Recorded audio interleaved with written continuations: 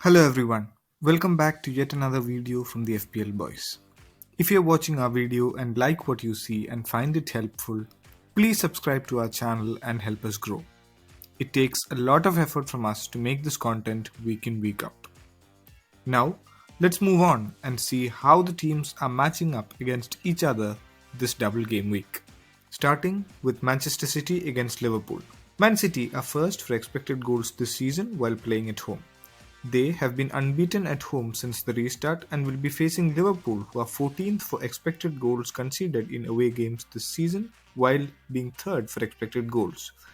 Both teams have weaknesses through their right flanks and through the middle. Our picks from this fixture who would be looking to capitalize on their opponents' weak zones would be Darwin Núñez, Erling Haaland and Jack Grealish. Arsenal against Leeds United looks set to be a high-scoring encounter. While Arsenal are second in terms of expected goals and ninth for expected goals conceded at home this season, Leeds will be looking to improve on their mid-table numbers for expected goals and expected goals conceded in away games this season. Their major weakness is through the left flank, while Arsenal have a weakness through their right side. Based on zonal weaknesses, we will be suggesting Bukayo Saka and Martin Odegaard for this fixture. Bournemouth are up against Fulham at home this game week. Bournemouth have earned double the number of points at home than in away games this season, even when they are 18th for expected goals and 15th for expected goals conceded at home. Fulham, on the other hand, are amongst the mid-table in terms of attacking form, away from home this season, ranking 12th. Fulham have a weakness through their middle, which can be exploited by Bournemouth's Dominic Solanke. Moving on to Brighton against Brentford. It looks set to be yet another attacking game, with both teams looking to get their best finishes in Premier League history by the end of the season. Brighton are the 6th best team this season for expected goals and second in terms of expected goals conceded in home games. Brentford have a weakness through their middle, while Brighton tend to concede most of their chances through both the wings. Our only suggestion for this game would be Alexis McAllister, who can exploit the spaces in the Brentford backline. Crystal Palace will be facing Leicester City at home and have been the second worst attack at home all season. Leicester are amongst the 5th best for expected goals in away games, but are the 5th worst in terms of expected goals conceded.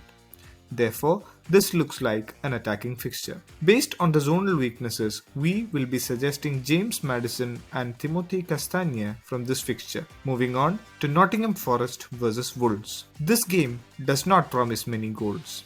Both teams are amongst the worst attacks at home and away respectively. Nottingham Forest have been in good home form, and the loss against Newcastle before the international break was their first home loss since October. Wolves will look to make it a double and build on their 1-0 win in the reverse fixture. Nottingham Forest on-loan goalkeeper Keylor Navas will be our only pick from this game. Chelsea are 12th in the expected goals table at home while being 8th for expected goals conceded. Their visitors this game week are Aston Villa. While they stand 16th for expected goals away from home, they have a better defensive record and are 12th for expected goals conceded in away games. The weakness for Villa are through their wings, while the oppositions have created trouble mostly through the middle against Chelsea. Joao Felix, Oli Watkins and Ben Chilwell will be our choices from this fixture. The next game is West Ham United against Southampton. With both teams currently in the bottom 3 in the Premier League table,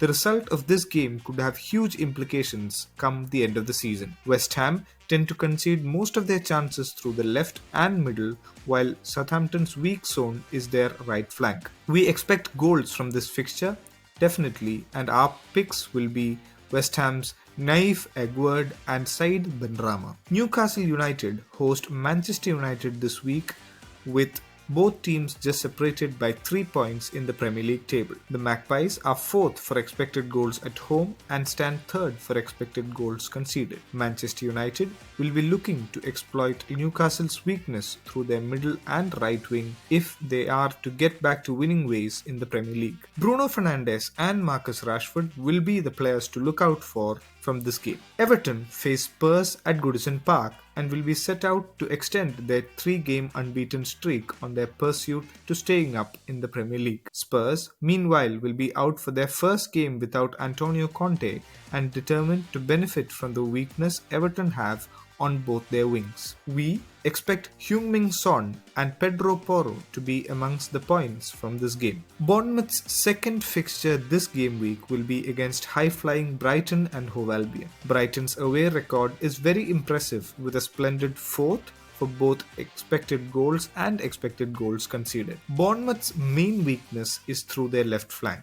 To take advantage of that, Brighton have Solly March. He will be looking to score in 3 consecutive Premier League games for the first time this season. Leeds United are hosting Nottingham Forest at Ellen Road this game week and will look to climb up the table for expected goals and expected goals conceded at home this season from the current places of 17th and 12th respectively. Forest are amongst the poorest of attacks away from home this season. Since most of the FPL managers do not own players from these teams, we will be avoiding this fixture altogether. Leicester City square up against Aston Villa at home, desperately in need of bettering their expected goals record at home, which is currently the worst in the league. This promises to be an attacking fixture, with both teams prone to concede maximum chances through both their wings. As we mentioned previously, both Castagna and Maddison look to be the best picks for this fixture too. Chelsea's double game week fixture number 2 is against Liverpool. The Reds are the 3rd best for expected goals in away games and will be looking to bounce back from their last away loss to Bournemouth. To achieve this, they would need to exploit Chelsea's weakness through their left side and the middle. Mo Salah and Darwin Núñez will be primed for points this fixture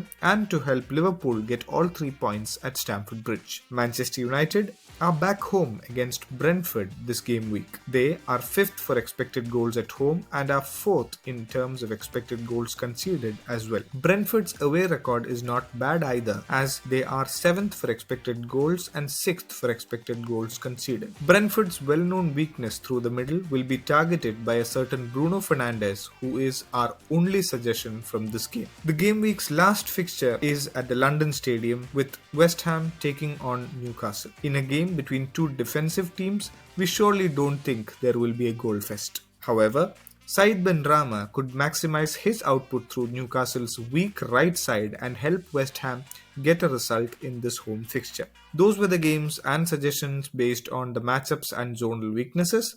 Let's now look at the 3 best captaincy choices for this game week in no specific order. Leicester's double game week fixtures make James Maddison a very strong contender for captaincy this week.